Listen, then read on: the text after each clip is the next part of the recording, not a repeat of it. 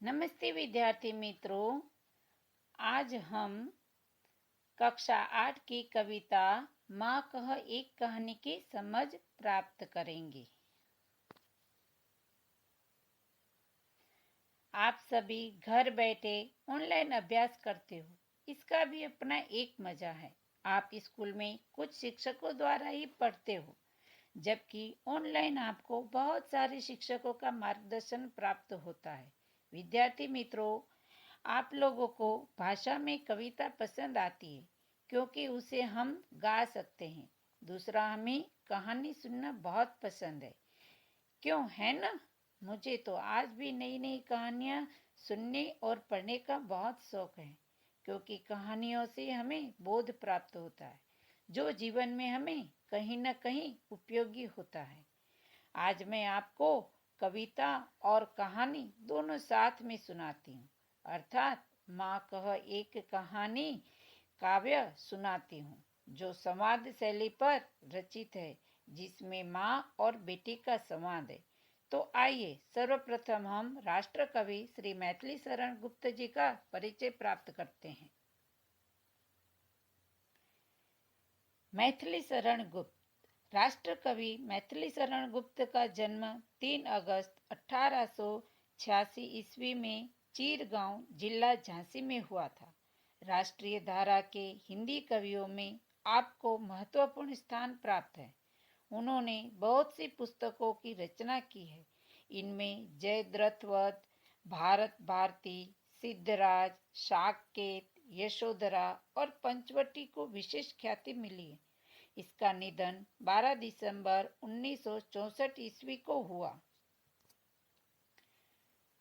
आइए विद्यार्थी मित्रों, अब हम श्री मैथिली शरण गुप्त ने मारने वाले से बचाने वाला बड़ा होता है, यह उक्ति चरितार्थ करते हुए इस काव्य की रचना की है। इसका सारांश देखते हैं। राष्ट्रीय कवि मैथिली शरण गुप्त का द्वारा रचित इस कविता में गौतम बुद्ध के जीवन से संबंधित संवाद है, जिसमें उसका पुत्र राहुल और पत्नी यशोधरा के बीच संवाद होता है। बालक राहुल अपनी माता यशोधरा से कहानी सुनाने की जिद करता है। तब यशोधरा उसे गौतम बुद्ध के बचपन की घटना से संबंधित कहानी सुनाती है, जिसे वह जिज्ञासा पूर्वक सुनता है और बीच बीच में सवाल भी पूछ लेता है।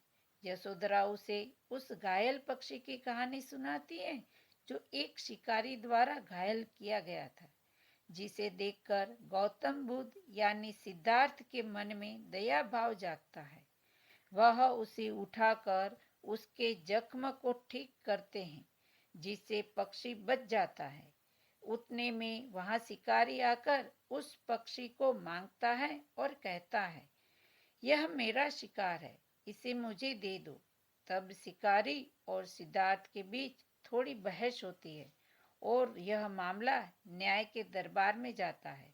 माता राहुल से पूछती है कि न्याय किसके पक्ष में हुआ होगा, यह बताओ। तब राहुल भी कहता है कि न्याय भी दया के पक्ष में होना चाहिए। मारने वाले से बचाने वाला ही श्रेष्ठ है। तो आइए अब हम काव्य का श्रवण करते हैं। माँ कह एक कहानी, माँ कह एक कहानी। बेटा समझ लिया क्या तूने मुझको अपनी नानी। माँ कह एक कहानी, कहती है मुझसे यह चेटी, तू मेरी नानी की बेटी। कह माँ कह लेटी ही लेटी, राजा था या रानी। माँ कह एक कहानी। तू है हठी मान धन मेरे, सुन उपवन में बड़ी सवेरे। तात भ्रमण करती थी तेरी, जहाँ सूर्य भी मन मानी। वहाँ सिर भी मनमानी। हाँ माँ, यही कहानी। हाँ माँ, यही कहानी। वर्ण वर्ण के फूल खिले थे, झलमल कर हिम बिंदु झिले थे। हल्के झोंके हिले मिले थे, लहराता था पानी। लहराता था पानी। हाँ हाँ, यही कहानी। हाँ हाँ, यही कहानी। गाते थे खग कल कल स्वर से, सहसा एक हंस ऊपर से गिरा बिदत होकर खग सर से, हुई पक्ष की हानि। हुई पक्ष की हानि, करुणा भरी कहानी। करुणा भरी कहानी। चौंक उन्होंने उसे उठाया, नया जन्म सा उसने पाया। इतने में आँखें टक आया, लक्ष्य सिद्धि का मानी। लक्ष्य सिद्धि का मानी। कोमल कठिन कहानी। कोमल कठिन कहानी। मांगा उसने आहत पक्षी, तेरे तात किंतु थे रक्षी।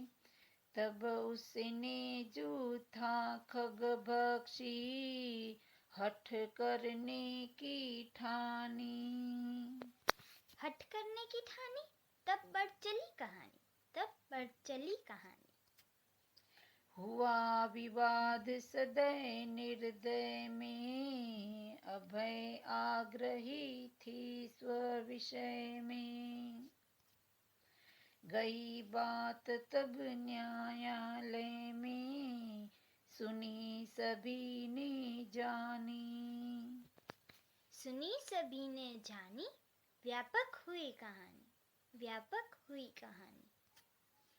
राहुल तू निर्णय कर इसका, न्याय पक्ष लेता है किसका।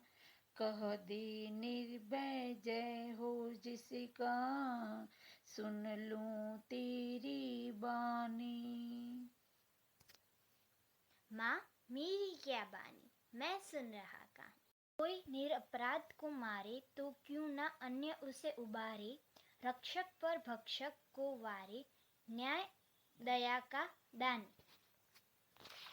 न्याय दया का दानी, तूने सुनी कहानी।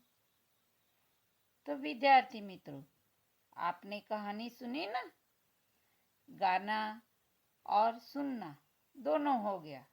तो चलिए हम आगे काव्य की समझ प्राप्त करते हैं। माँ कह एक कहानी, बेटा समझ लिया क्या तूने मुझको अपनी नानी। कहती है मुझसे यह चेटी, तुम मेरी नानी की बेटी।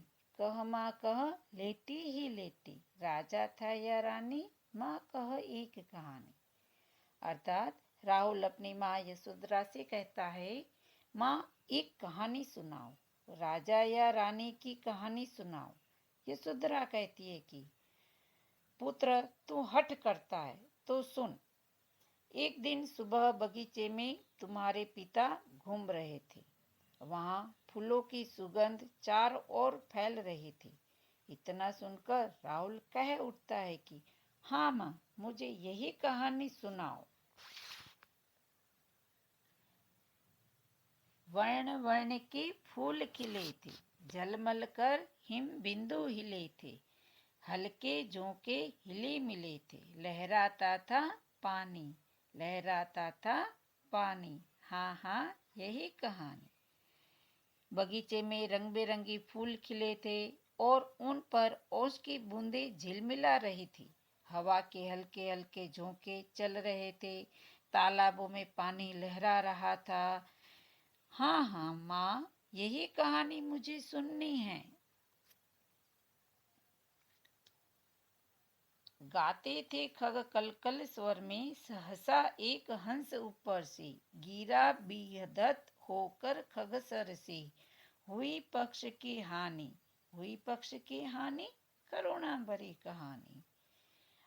आगे यशोधरा कहती है कि पक्षी कलकल की आवाज करते हुए गा रहे थे। उसी समय अचानक नुकीले तीर से घायल होकर एक हंस नीचे गिरा। उसके पंख घायल हो गए थे। यह कहानी बहुत करुणा भरी है। चौंक उन्होंने उसे उठाया, नया जन्म सा उसने पाया, इतने में आंखें टक आया, लक्ष्य सिद्धि का माने, लक्ष्य सिद्धि का माने, कोमल कठिन कहानी। जब राहुल से आगे की बात करते हुए यशोधरा कहती है कि चौंक कर, राहुल से कहती है तुम्हारे पिता ने चौंक कर उन्होंने उस पक्षी को उठा लिया। पक्षी को लगा कि उसने नया जन्म पा लिया हो। थोड़ी ही देर में शिकारी अपने अचूक निशाने पर खुश होता हुआ आ पहुंचा। उसे अपने लक्ष्य पर बहुत घमंड था, इसलिए यह कहानी कोमल और कठोर हो गई। मांगा उसने आहत पक्षी, तेरे तात किंतु थे रक्षी। तब उसने जो था खग पक्षी, हठ करने की ठानी, हठ करने की ठानी। अब बढ़ चली कहानी। हुआ विवाद सदय निर्दय में, उभय आग्रही थे स्व विषय में। गई बात तब न्यायालय में, सुनी सभी ने जानी, व्यापक हुई कहानी। तब दयालु और निर्दय में कहा सुनी हो गई और दोनों ही अपने अपने विषय पर तर्क कर रहे थे। तब बात राज्य के न्यायालय में गई। तब सभी लोगों ने इस कहानी को सुना और सभी ने यह बात जानी कि किस तरह शिकारी अपने पक्षी, घायल पक्षी को लेने आता है और किस प्रकार राहुल के पिता ने उसे बचाया है। तो अब यह दोनों में से पक्षी किसका होता है, यह बात जानने के लिए बात आगे बढ़ गई, इसलिए कहानी व्यापक हो गई। राहुल तू निर्णय कर इसका, न्याय पक्ष लेता है किसका। कह दे निर्भय जय हो जिसका, सुन लो तेरी बानी, माँ मेरी क्या बानी, मैं सुन रहा कहानी। तब यशोधरा राहुल से कहती है कि बेटा तूने भी यह कहानी सुनी, तो बेटा तू ही इसका निर्णय कर कि न्याय किसकी तरफ होना चाहिए। तू निर्भय होकर बता कि जीत किसकी होनी चाहिए। मैं तुम्हारा भी न्याय सुन लूं। राहुल कहता है कि माँ मैं क्या बोलूं, मैं तो कहानी सुन रहा हूँ। तब राहुल फिर सोचकर जवाब देता है, अगर कोई निर्दोष को मारता है तो दूसरा कोई उसे क्यों न बचाए। न्याय हमेशा दया के पक्ष में ही होता है। जो मारने वाले के पक्ष में न होकर बचाने वाले के पक्ष में होता है। माँ क्या दया न्याय का दान देती है। बेटा न्याय हमेशा दया का दान देती है, यह बात तेरी समझ में आ गई। अर्थात तूने यह कहानी बहुत ध्यान से सुन ली और समझ ली। चलिए विद्यार्थी मित्रों, अभी आपने काव्य की समझ प्राप्त कर ली। अब इस काव्य में आए हुए नए शब्दों का हम समझ प्राप्त करेंगे।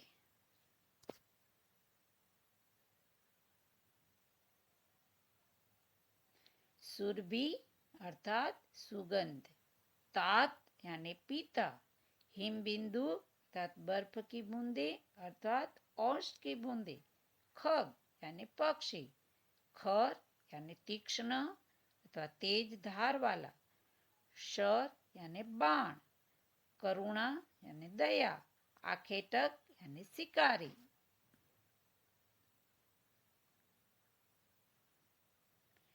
आहत यानी घायल, भक्षी यानी भक्षण करने वाला अथवा खाने वाला, सदय यानी दयालु या दयावान, निर्दय यानी जिसके अंदर दया न हो, उभय यानी दोनों, आग्रही यानी जिद्दी अथवा हठी, निर्भय यानी बिना भय के, निरपराध यानी जिसने अपराध न किया हो, उबारे अर्थात उद्धार करना, वारे यानी न्योछावर करना, व्यापक यानी विस्तृत। तो विद्यार्थी मित्रों, हमने आज गौतम बुद्ध के जीवन की एक छोटी सी कहानी सुनी। तो गौतम बुद्ध ने कहा है 3 चीजें ज्यादा देर तक नहीं छुप सकती, सूर्य, चंद्रमा और सत्य। यह वीडियो देखने के लिए आपका आभार।